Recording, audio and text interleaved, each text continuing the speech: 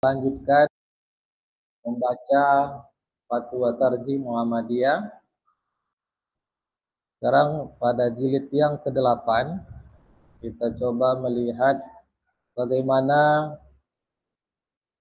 bergaul dengan orang-orang non-muslim. Karena bagaimanapun tentu kita sering bergaul, berjumpa, atau mungkin bertetangga dengan orang-orang yang tidak seagama dengan kita. Dan agama kita, agama Islam ini sudah sempurna, lengkap, mengatur semua tata cara kehidupan, termasuk bagaimana kita bermuamalah terhadap orang-orang yang tidak seakidah atau tidak seagama dengan kita. Nah, orang-orang yang tidak seagama atau non-muslim, selama mereka tidak memusuhi kita, itu wajib untuk kita menjaga hubungan baik dengan mereka. Itu yang menjadi prinsip utamanya. Namun yang lebih lagi, ada pertanyaan yang disebutkan di dalam kitab Fatwa Tarjih jilid 8. Di antaranya berkaitan dengan hubungan atau bergaul dengan non-muslim. Ada paradigma yang berkembang di sebagian masyarakat bahwa haram makan di rumah orang non-muslim. Nah, tapi di tempat kita mungkin tak ada ya. Nah, tapi ada di sebagian masyarakat yang menganggap haram makan di rumah non-muslim karena makanan mereka itu sudah bercampur dengan barang yang haram. Tapi apakah ya seperti itu? Nah, artinya peralatan masak mereka, peralatan makan mereka sudah dipakai untuk memasak atau makanan yang haram. Namanya seorang non-muslim yang bagi mereka boleh memakan babi namanya. Sementara bagi kita itu adalah haram. Nah, bolehkah kita makan di rumah mereka? Kemudian yang menjadi persoalan berikutnya, ada anggapan najis apabila menyentuh apalagi menggunakan peralatan masak maupun peralatan makan yang mereka pakai. Itu ada anggapan seperti itu. Sehingga bagian tubuh kita maupun peralatan kita yang menyentuh peralatan mereka harus dicuci seperti terkena oleh jilatan anjing ataupun babi. Apakah seperti itu? Kalau jilatan anjing, bagaimana cara menyucikan? Dalam mazhab Syafi'i dan juga itu yang kita pegang, itu harus dibasuh sebanyak 7 kali. Salah satunya dengan basuhan dicampur dengan tanah. Tapi dalam mazhab Abu Hanifah, basuhan itu hanya 3 kali.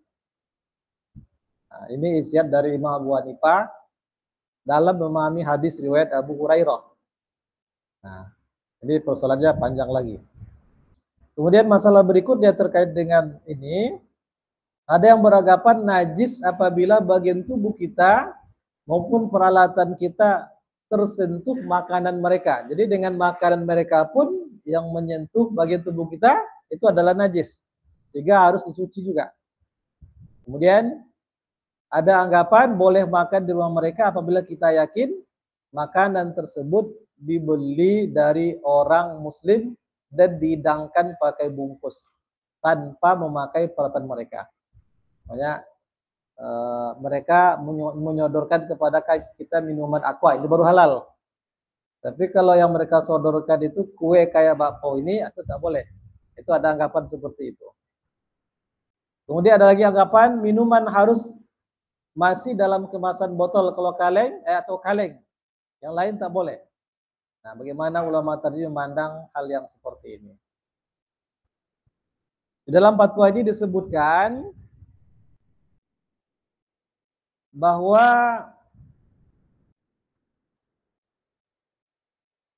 itu berkunjung kepada orang-orang yang non-muslim, itu pada dasarnya tidak ada masalah. Nah, persoalan halal dan haram di dalam Islam itu jelas. Dan itu tidak menyinggung terkait dengan masalah beda akidah tadi. yang disinggung dalam agama itu adalah bendanya. Di antaranya daging babi, anjing, bangkai, bendanya yang disinggung. Nah, yang tidak diharamkan berarti kembali kepada kaidah umum. Kaidah umumnya semua yang Allah ciptakan untuk manusia di bumi ini adalah halal kecuali yang nyata-nyata dilarang. Nah, itu kaidah namanya. Nah, apa dalilnya? Ini hadis yang diriwayatkan oleh Bukhari dan Muslim. Dan ini salah satu hadis dalam Arba'in Imam An-Nawawi. Ada kitab Arba'in An-Nawawi, 40 hadis yang oleh Imam An-Nawawi, 40 hadis ini merupakan hadis-hadis pokok dalam bidang agama. Salah satunya hadis ini. An Nu'man bin Bashirin radhiyallahu anhu qala. Diriwayatkan dari Nu'man bin Bashir radhiyallahu an, sami'tu Rasulullah sallallahu alaihi wasallam. Saya mendengar Rasulullah sallallahu alaihi wasallam bersabda, "Al halalu bayyinun wal haramu bayyinun." Perkara yang halal itu jelas. Apa maksud jelas? Wal haramu bayyinun. Perkara yang haram juga jelas. Sekarang apa maksud jelas itu? Nah, maksud al-halal bayyinun itu perkara yang halal adalah sesuatu yang Allah halalkan dalam Al-Quran dan Sunnah Nabi-Nya. Perkara yang haram, perkara yang Allah haramkan dalam Al-Quran ataupun melalui Sunnah Nabi-Nya. Tapi kalau Allah tidak menyatakan halal, tidak menyatakan haram, tidak bisa ditangkap dari isyarat-isyarat atau dari dalil-dalil ayat Al-Quran dan Sunnah, katakan halal meragukan, katakan haram tidak ada dalil yang mengharamkan. Maka perkara seperti ini adalah subhat. Nah, perkara subhat maka hendaklah ditinggalkan. Ini dalilnya dulu. Jadi halal itu jelas, haram itu jelas. Apa contoh perkara haram yang jelas? Umpamanya, nah ini. Innama harrama alaikumul maita. Jelas kan? Sesungguhnya Allah hanya mengharamkan bagi kalian al-maitah. Artinya bangkai. Waddama. Darah, tapi darah yang mengalir. Kalau darah yang tak mengalir halal. Apa darah yang tak mengalir? Tahu darah yang tak mengalir apa? Hah? Bukan. Kalau darah mengalir ini, kalau luka keluar dia itu darah mengalir, walaupun sudah beku. Darah atau damun ghairu masfu, darah yang tidak mengalir itu maksudnya hati. Hati itu darah, tapi darah yang tak mengalir. Maka hati kerbau halal, hati ayam halal, hati kambing halal. Karena dia darah yang tak mengalir. Yang diharamkan darah yang mengalir. Berarti jelas. Apalagi wal khinzir, babi, jelas diharamkan. Berarti benda-benda ini haram karena Allah yang mengharamkan. Nah, lalu yang tidak jelas perkara halal dan haramnya, maka itu masuk kepada subhat. Apa kata Rasulullah? Wa bainahuma mustabihatun. Di antara keduanya, tajilal halal, tajilal haram, adalah mustabihat, perkara yang samar-samar. La ya'lamuha katsirum minan nas. Perkara ini banyak tidak diketahui oleh manusia. Banyak manusia yang tak tahu perkara yang subhat itu. Nah, wa man ittaqa subhati, siapa yang menjaga dirinya dari perkara subhat, istabra'a lidinihi wa irdihi. Berarti dia memelihara kesucian agama dan harga dirinya. kesucian agama dan harga dirinya. Oh ya, tadi ada yang ingin saya sampaikan masalah bangkai. Bangkai itu ini khusus kepada yang suka berburu ini. Jadi ada sebuah hadis dalam riwayat Imam Al-Bukhari. Hadis itu berkaitan dengan alat berburu. Kalau berburu biasanya pakai tombak kan. Nah, jadi seorang sahabat pernah bertanya kepada Rasulullah tentang mi'rad. Mi'rad ini hewan hasil buruan, barang alat buruan itu seperti tombak. Jadi hewan yang mati karena buruan ini bagaimana? Apakah boleh dimakan atau tidak? Apa kata Nabi? Kalau hewan itu mati bihaddihi, disebabkan karena bagian yang tajam dari alat berburu tadi, maka makanlah. Namanya tombak. Seorang berburu, dia berburu kijang. Pas kijang itu dikenai oleh mata tombaknya, tajam, tembus. Kemudian dia mati. Saat melemparkan senjata itu, dia sudah baca bismillah. Berarti mati karena bagian alat buruan yang tajam. Kata Nabi, kul, makanlah. Tapi kalau kijang tadi dikenai oleh bagian yang tumpul. Tombak kan berapa meter itu kan? Tapi dikenai oleh bagian tengahnya, bukan karena mata yang tajam. Lalu hewan tadi mati. Maka kata Nabi, la ta'kul. Jangan makan. Itu hadis riwayat Imam Al-Bukhari. Apa sebab? Karena dia itu bangkai. Mati dalam keadaan jadi bangkai. Bukan mati karena diburu. Kalau mati jadi bangkai, itu darahnya tak keluar. Sementara mati dengan yang dikenai oleh bagian tombak yang tajam tadi, darahnya keluar, bersih.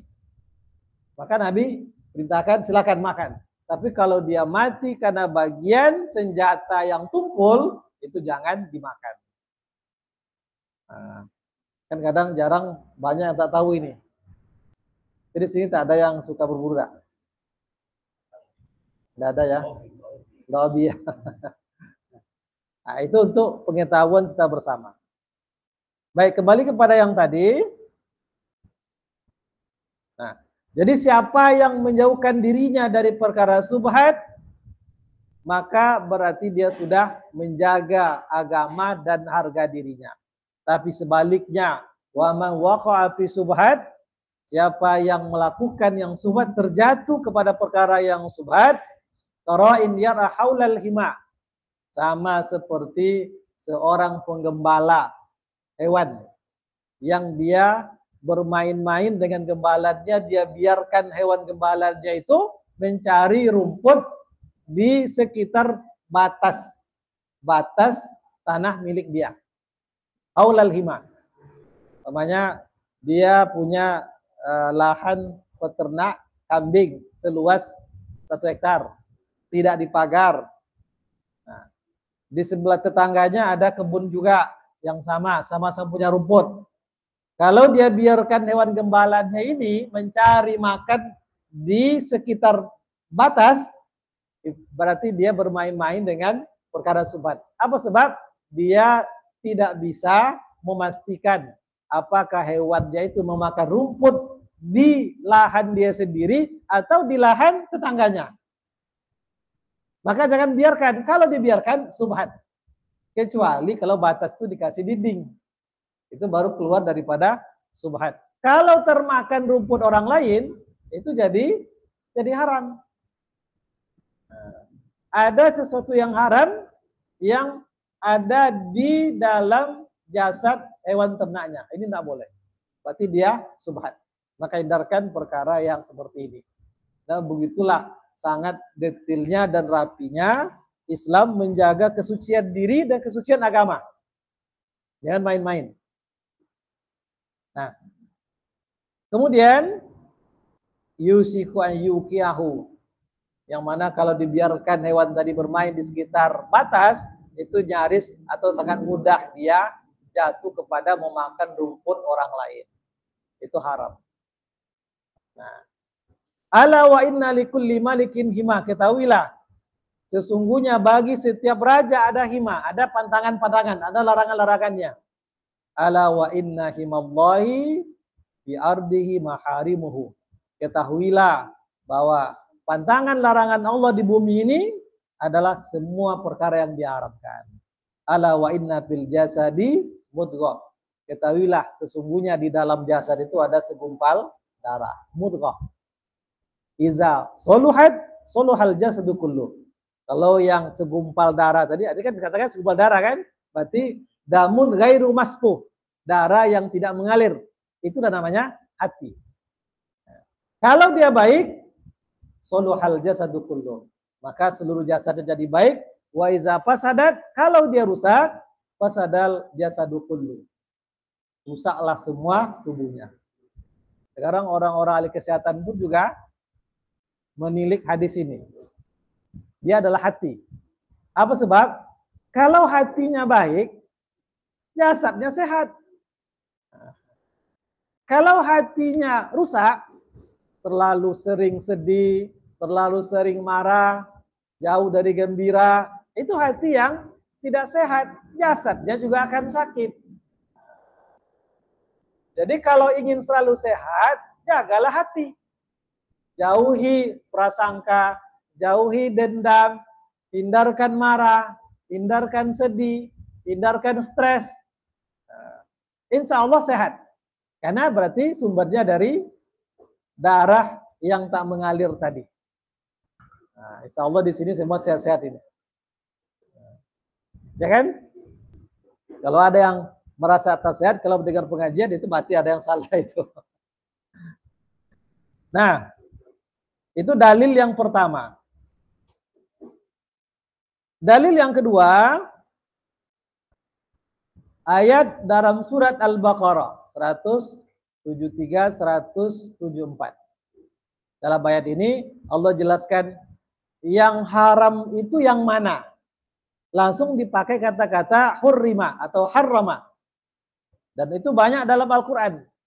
Namanya hurrima alaikum ummahatukum. Dalam surat hadis kan banyak itu. Hurrimat alaikum ummahatukum. Diharamkan bagi kalian ibu-ibu kalian. Apa yang diharamkan? Menikahinya. Ini dalam usul fikih namanya lapas ada muqtadha-halnya. Maksudnya tertentu, khusus. Artinya apa? Diharamkan bagi kalian ibu kalian maksudnya menikahinya. Seperti orang jahiliyah dulu. Karena kalau orang jahiliyah, kalau seorang laki-laki meninggal, istrinya itu diwariskan kepada anak-anaknya. Maka diharamkan oleh Allah dalam Al-Quran. Dalam ayat ini, ya ayyuhallazina amanu, wahai orang-orang beriman, kulu min thayyibati ma razaqnakum. Makanlah dari yang baik-baik saja. Apa yang kami rezekikan kepada kalian. Ma razaqnakum, apa saja yang baik-baik kami berikan kepada kalian, itu saja dimakan. Waskuru lillahi, dan bersyukurlah kepada Allah. Maka kalau sudah makan jangan lupa ucapkan tahmid alhamdulillah. Nah, ucapkan alhamdulillah. Itu banyak sekali hadis-hadisnya. Innallaha la yarda 'anil abdi iza akala aklata fayahmidahu wa yasraba syurbata fayaqbalahu fayahmadahu. Sesungguhnya Allah sangat redha. Ini kan redha Allah, mudah carinya.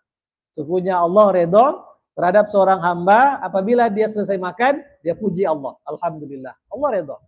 Dan apabila dia minum, dia puji Allah. Allah redha. Jadi itu. Nah, waskuru lillah in kuntum iyyahu ta'budun. Bersyukurlah kepada Allah jika kalian hanya kepadanya menyembah. Lalu ayat berikutnya, berarti ayat yang ini menunjukkan semuanya halal. Yang ada di bumi ini pada dasarnya semuanya halal. Yang haram itu cuma satu. Tahu Bu yang satu itu? Hah? Semua yang ada di bumi semuanya halal, boleh. Yang haram hanya satu. Apa itu? Tidak ada yang tahu? Hah? Bukan, satu cuma yang diharam. Yang dia tahu boleh cuma satu. Wallazi khalaqalakum ma fil ardi jami'a. Kan itu? Dialah Allah yang menciptakan lakum untuk kalian apa saja yang ada di bumi. Semuanya di bumi ini halal, boleh. Yang tak boleh cuma satu. Hah? Apa yang tak boleh? Yang satu itu adalah yang dilarang.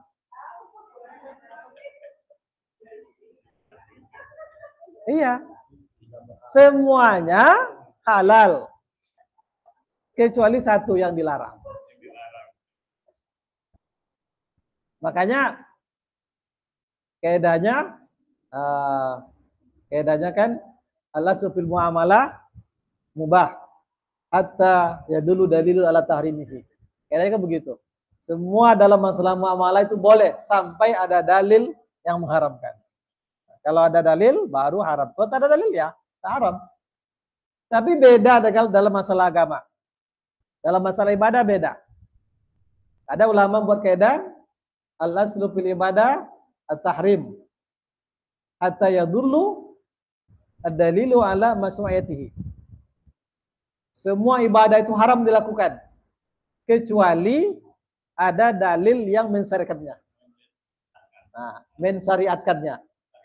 Nah, itu kalau katakan memerintahkan, ada ibadah itu yang sunnah, ada ibadah itu yang sifatnya umum. Jadi selagi ada syariatnya, berarti baru boleh kalau masalah ibadah. Tapi kalau masalah muamalah terbalik, semuanya boleh kecuali satu. Itulah yang dilarang. Kan mudah kan untuk memahami agama ini. Baik. Dalam ayat yang kedua, innama harrama alaikumul maitah. Sesungguhnya Allah hanya mengharamkan bagi kalian al-maitah. Bangkai, waddama, darah yang mengalir, walahmal khinzir, daging babi, wa ma uhilla bihi li ghairillah.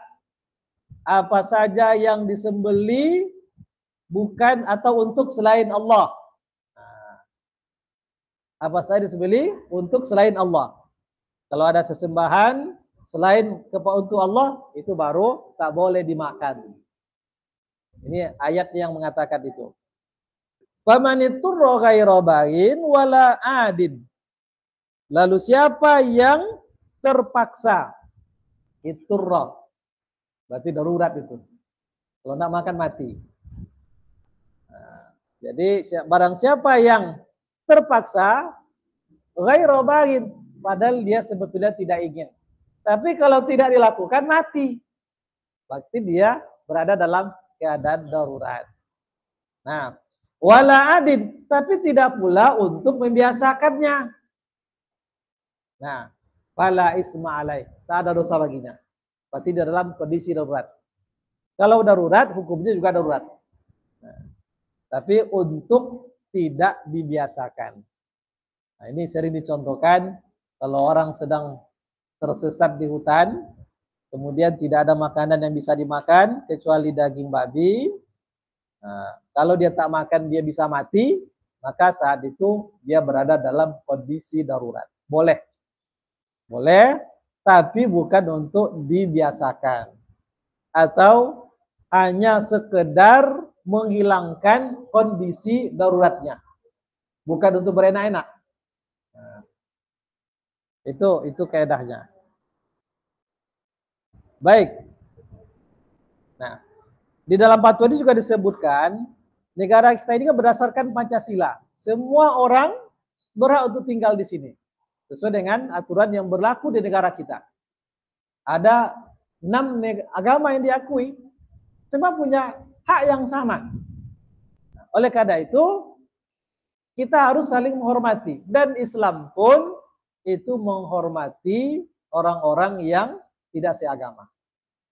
Bahkan Rasulullah mengancam siapa yang menzolimi seorang non-muslim yang muahid atau kafir zimmi, itu nanti berhadapan dengan Rasulullah di akhirat kelak. Rasul yang akan berhadapan dengan dia.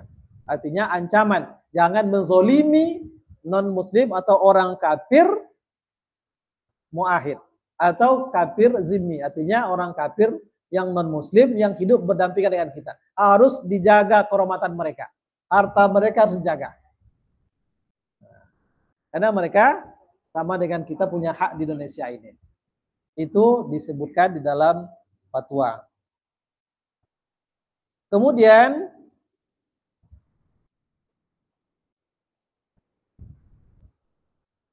kembali kepada persoalan tadi. Bagaimana dengan makanan mereka? Kan bisa jadi piring yang mereka pakai itu piring yang dipakai juga untuk memakan benda haram. Nah, maka di sini di dalam fatwa ini disebutkan jika kita meyakini pada makanan atau pada alat makan mereka telah terkena najis, maka harus kita tinggalkan. Umpamanya, contoh, ini non-muslim yang bagi mereka makan babi halal, bagi mereka boleh-boleh saja. Makan itu pakai piring juga seperti kita. Dalam Islam, benda yang dikenai oleh benda najis seperti babi tadi harus dicuci sebanyak 7 kali atau disama atau 3 kali menurut mazhab Abu Hanifah. Mereka tak melakukan itu. Berarti benda yang mereka pakai yang bersentuhan dengan benda najis seperti babi atau anjing tadi, kita tidak boleh memakainya kecuali kalau sudah disama pula. Itu. Adapun fisik mereka itu tidak dikatakan najis. Walaupun kalau dalam pandangan syariat bahwa orang kafir itu najis, itu najisnya bukan najis isi, tapi najis rohani, akidahnya. Bagaimanapun karena mereka dianggap najis karena menyekutukan Allah. Adapun fisik, mungkin mereka lebih bersih dari kita. Mandinya mungkin dengan alat cuci yang lebih canggih, umpamanya kan begitu. Jadi secara fisik tidak ada. Kecuali kalau sudah nyata, memang tubuh mereka sudah terkena najis. Itu sama dengan yang lain. Benda yang mereka pakai terkena najis, belum lagi dibersihkan dengan cara disama, maka baru kita anggap itu sebagai benda najis. Makanya benda-benda yang diharamkan karena najis, tak satu pun menyebut non-muslim dalam Al-Quran dan Sunnah. Karena bukan najis secara fisik. Mereka itu dianggap najis kalau secara keyakinan, akidah. Nah, itu adalah pandangan dalam syariat kita. Nah, itu persoalan pertama. Kemudian saya ingin menyampaikan juga ada pertanyaan tentang masalah bagaimana hukum berbaiat. Ini masalah lain ini. Berbaiat kepada kelompok tertentu menurut ulama tarjih kita. Nah, sekarang apa yang disebut dengan baiat? Karena dari dulu saya juga banyak mendapat pertanyaan. Ini kalau tidak berbaiat dengan si anu, nah ini nanti bisa kafir. Padahal dari kecil sudah bersahadat. Apakah ya seperti itu? Nah, ini penjelasan di dalam link fatwa tarjih. Nah, pertama dijelaskan apa makna bai'ah. Bai'ah itu berasal dari kata ba'a. Ba'a, ba alif ain. Baya'a. Nah, yang mana asalnya adalah jual beli. Kalau jual beli kan ada yang menjual, ada yang membeli. Bai'at juga begitu. Ada yang yang membai'at, ada yang dibai'at. Sama dengan jual beli. Karena jual beli itu kan sama dengan berbai'at sebetulnya. Saya jual benda ini dengan harga sekian. Kata pembeli, saya beli. Seharusnya kan ada ijab kabul. Nah, itu sama dengan bai'at. Nah, lalu baiat diartikan dengan janji taat setia kepada pemimpin. Pemimpin apa? Pemimpin penguasa sebuah negara. Bukan sebuah kelompok. Itu yang dalam pandangan Tarji. Baiat dalam istilah berjanji atau janji taat setia kepada pemimpin. Pemimpin kita ya presiden. Jadi saat kita pemilu kemarin, itu berarti sama kita, saya membaiat si Fulan jadi presiden. Itu baiat. Saat memilih gubernur, saya membaiat. Sama dengan itu.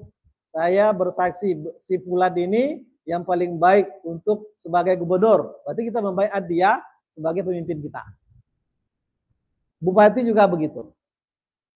Tapi kalau selain dari penguasa, ini tidak termasuk baiat yang disebutkan di dalam perkara ini. Nah, jadi baiat janji taat setia kepada pemimpin, baik pada waktu senang ataupun pada waktu susah. Jadi kalau ada yang mengatakan terhadap kelompok tertentu, kalau tidak berbaiat kabuya itu atau kafir, itu tidak ada itu. Bukan itu yang menyebabkan kafir.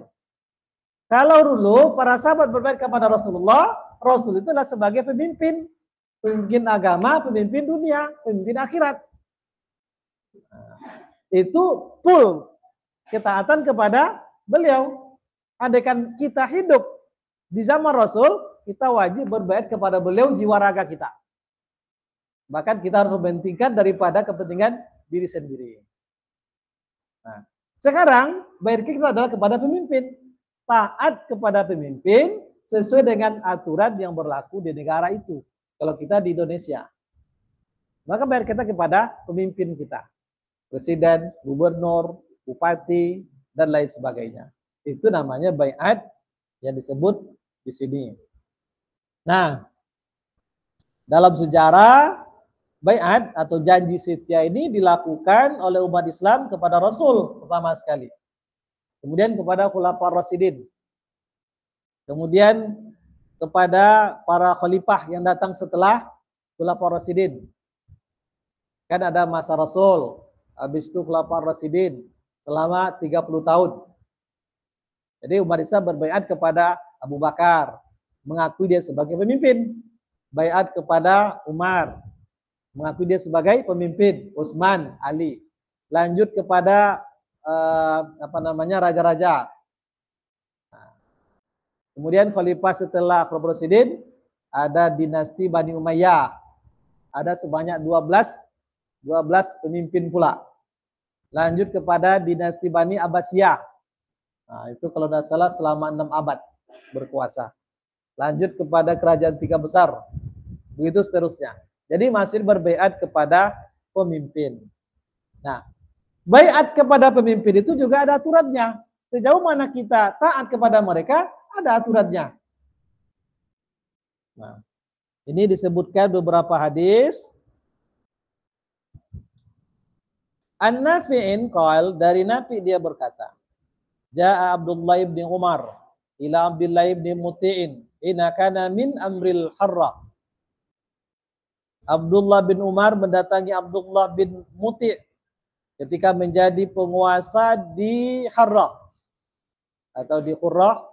Qurrah itu sebuah wilayah, barangkali setingkat gubernur di kitanya. Makana zamana Yazid bin Muawiyah. Nah, dan itu pada masa pemerintahan Yazid bin Muawiyah. Berarti Yazid bin Muawiyah, kalau tidak salah itu memerintah sekitar tahun 60-an. Karena setelah Ali, Muawiyah bin Abi Sufyan, lanjut anaknya Yazid, itu tahun 60-an Hijriah. Jadi di sini Abdullah bin Umar mendatangi Abdullah bin Muti ketika menjadi penguasa Qurrah pada masa pemerintahan Yazid Muawiyah. Yazid sebagai khalifahnya. Sementara Abdullah bin Muti sebagai gubernur Qurrah. Nah, faqal israhu li Abi Abdurrahman wisada. Lalu ia berkata, ambilkanlah bantal untuk Abu Abdurrahman. Maksudnya Abdullah bin Umar. Abdullah bin Umar itu anak Umar bin Khattab atau disebut Ibnu Umar, ayah anaknya Abdurrahman, sehingga kunyahnya Abu Abdurrahman. Kemudian Abdullah bin Umar berkata, faqal inni lam atika li ajlisa. Kata Ibnu Umar, aku datang kepadamu bukan untuk duduk. Aku datang untuk menyampaikan hadis yang aku dengar dari Rasulullah sallallahu alaihi wasallam. Jadi atika liuhaddisaka hadisan sami'tu Rasulullah sallallahu alaihi wasallam yaqul. Saya ini datang kepada engkau untuk menyampaikan sebuah hadis yang aku dengar dari Rasulullah sallallahu alaihi wasallam. Sami'tu Rasulullah sallallahu alaihi wasallam yaqul. Saya pernah Rasulullah mendengar bersabda. Apa kata beliau? Man khala'a yadan min ta'atin laqiyallahu yaumal qiyamah la hujjata lahu. Siapa yang mencabut yadan, tangan, berarti dia mencabut baiatnya kepada seorang pemimpin. Nah, siapa yang melepaskan tangan atau melepaskan baiat dari ketaatan, dari suatu ketaatan, tidak taat kepada khalifah, laqiyallahu yaumal qiyamah la hujjatalah. Dia akan menemui Allah tanpa mempunyai alasan. Nanti kan di hadapan Allah semua manusia dihisab, diadili. Apa alasannya untuk tidak taat kepada pemimpin? Maka kalau begitu taat kepada pemimpin wajib, tapi ada batasnya. Apa batasnya? Selama tidak maksiat kepada Allah. Kalau sudah maksiat, tak ada kewajiban, tak boleh taat. Karena taat kepada Allah lebih tinggi daripada taat kepada pemimpin. Nah, wa man mata wa laysa fi unukihi bai'ah mata maitatan jahiliyah. Siapa yang mati dan dia di pundaknya tidak dalam membaiat seorang pemimpin, maka matinya adalah dalam keadaan jahiliyah. Ini hadis menunjukkan pentingnya berbaiat mengangkat seorang pemimpin. Pemimpin sebuah penguasa negara. Yang di tangan mereka lah kehidupan orang banyak, itu namanya pemimpin. Nah, maka mesti berbaiat kepada mereka. Kalau begitu, dalam bernegara di tempat kita, untuk memilih pemimpin itu kan dengan pemilihan umum. Maka pemilihan umum itu pun itu pada dasar bisa jatuh hukumnya wajib untuk diikuti. Nah, artinya yang diberikan hak untuk itu mesti ikut memilih pemimpin. Itu hadis yang pertama.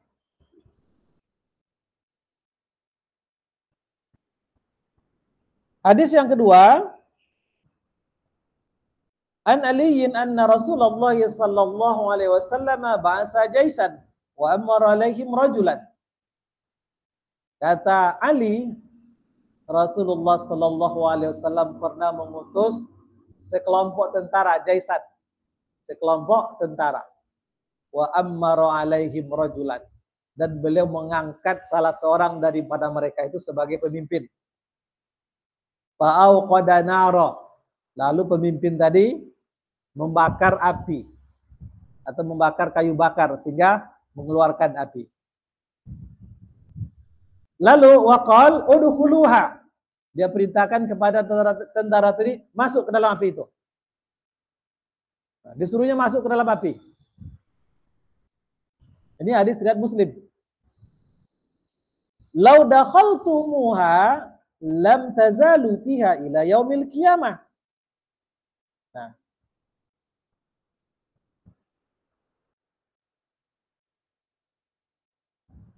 sesungguhnya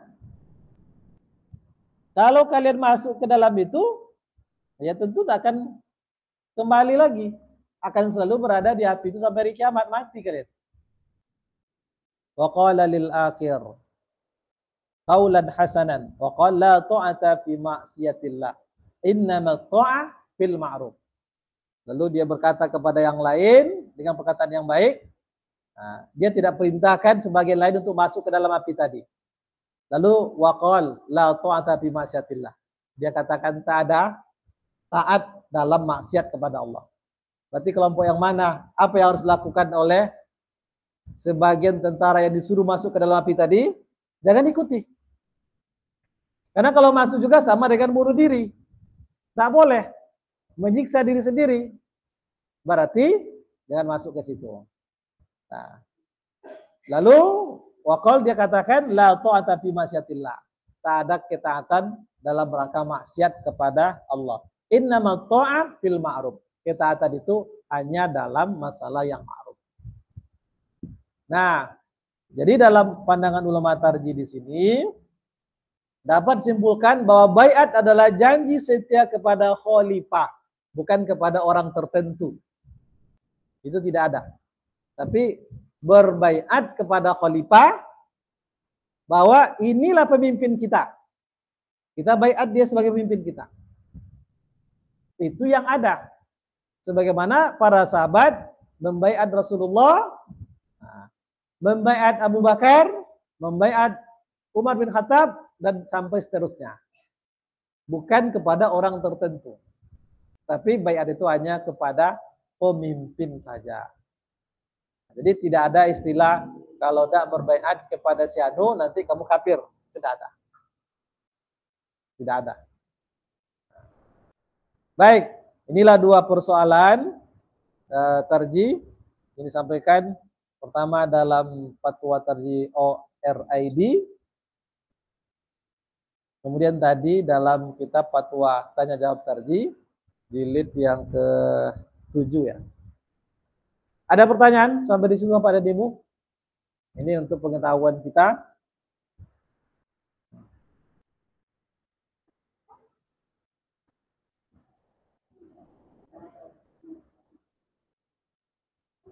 Ada? Ya. Assalamualaikum warahmatullahi wabarakatuh.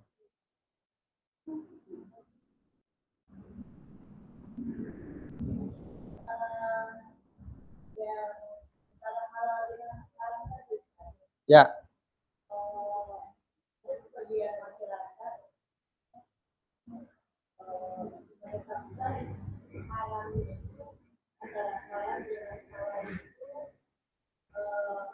Selalu di atas namakan darurat. Contoh yang paling sederhana yang saya lihat untuk pengobatan Ustaz. Itu sebagian masyarakat anaknya tikus yang sangat kecil yang masih ini itu langsung ditelan dan itu untuk pengobatan asma sesak napas.